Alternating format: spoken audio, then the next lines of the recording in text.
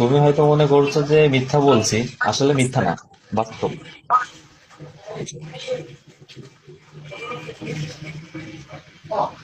কি হলো? বুঝতে পারছি।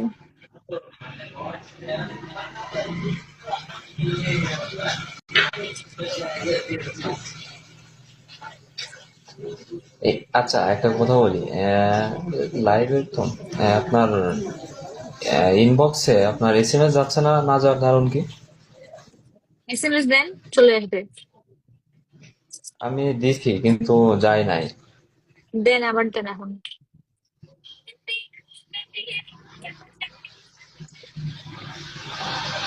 আচ্ছা, আমি লাইভ পরে দিবানি, এখন তো ওখানে এন্ট্রি নিচ্ছে না। কিন্তু আমি ট্রাই করছি, বাট হয় নাই। যশোর আসছো কখনো? না।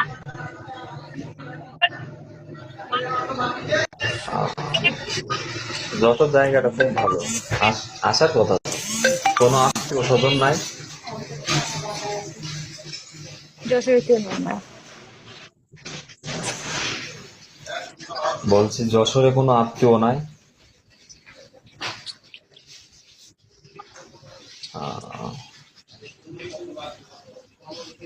তাহলে কেমন হবে? আত্মীয় হইলে তো আসা যেত, নাকি বলো? অবশ্যই।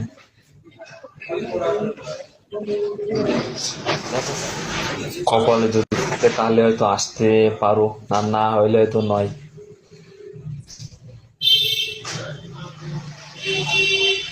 তবে হ্যাঁ, আমি যেটা বলছি, তুমি মিষ্টি খাবে, তোমাকে মিষ্টি খাওয়াবো, টেনশন করার কোনো কারণ নাই।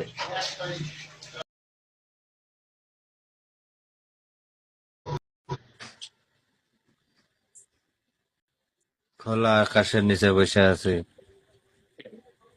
কথাই বোঝা যায় না।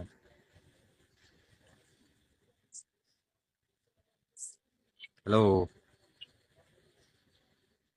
কৃষ্ণ জল দিয়ে আমি কি ক্ষমা। আমার মতো আমি বুঝতে পারছি নিজের জগৎ আছে নিজের বেড়াতে চলেছে।